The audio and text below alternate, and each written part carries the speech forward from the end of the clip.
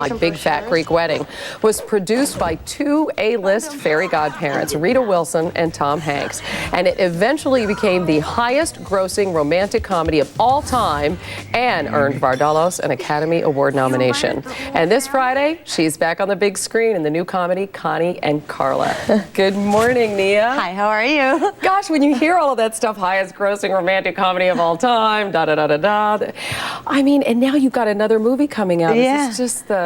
Honestly, I think about what happened to me and I try and absorb it and I really can't, so I just kind of go with it and just, I keep going forward so that nobody catches up and goes, hey, fraud, get out. It's like an out-of-body experience, yes, probably at always, times, right? Always. Even when I see Academy Award nominee by my name, I go, come on, get out of here. Yeah, right. Well, the funny thing is that you actually wrote this movie before My Big Fat Greek Wedding, right? I wrote it before My Big Fat Greek Wedding was produced, yeah. Right. Yeah. And so then that was so successful, so they came back and said, what, do you have anything else? And you said, I have this great story about girls who dress like guys who dress like girls. Exactly. I just wanted to sing in a movie, and when I had written My Big Fat Greek Wedding, I couldn't get it read by anybody because I didn't have an uncle that ran a studio. Right. You know, so, but one producer read it and said, you know, I don't think there's a market for a Greek movie, but I think there's something here in the writing, and that was all the encouragement I needed. So I went, okay.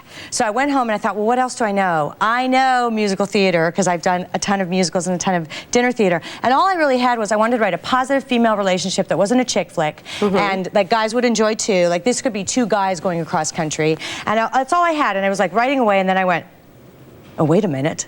We got to explain the plot a little bit, all right? Because it's Connie and Carla, you and Tony Collette, you're friends, you're singing in all these two-bit places, you love musical theater, but you witness a murder and a drug deal, you got to go undercover, so you head off to the West Coast. Yeah. And we go to Los Angeles. Yeah, we go to Los Angeles because we think that there isn't any dinner theater there, so of course these criminals won't be looking for us in Los Angeles. And while we're there, we see a drag show and we get the idea. So the next day we audition for the show and we fool everybody. They think that we're men dressed as women, but we're really women dressed as men dressed as women. And you become very successful, which is not necessarily a good thing. Let's take a look at a clip. Okay. What was it like to wear all of that? The makeup, the costumes? It was like being a Barbie doll every day and getting to dress up, but we were not used to those big wigs and the high-heeled shoes. And in that scene, actually, there's going to be an outtake on the DVD that we could never have used in the movie because I had to run into the scene and Tony has to run in after me. And of course, I tripped on my big drag heels. Of course you did. I went down. She fell on top of me, and the director was laughing so hard and so he couldn't yell cut, so the camera's still running. And she went, and we're like laughing on the floor. And she stood up and went to give me a hand up at the same time that I went to get, hold up her hand, and I touched her in like this private area, and she turned to the camera and went, oop! And I just thought, oh, that's DVD. I don't know how you managed to sing in all of those get-ups, but you did, and we got to show people at home how great that was.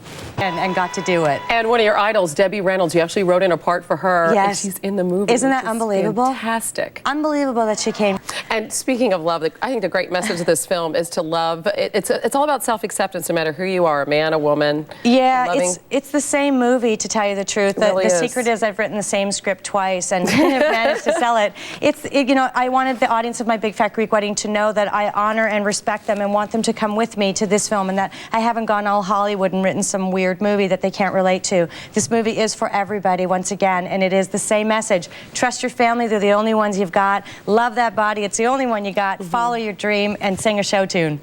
There you go, because who can be miserable singing a show tune? It's so true. Try. Just try and be in a bad mood when you're singing Tomorrow from Annie. Nia Vardalos, it's so great to meet you. Congratulations. Wish you all the best with the movie. Thank you. Great it's adorable. To be here. We'll be right back. This is The Early Show on CBS.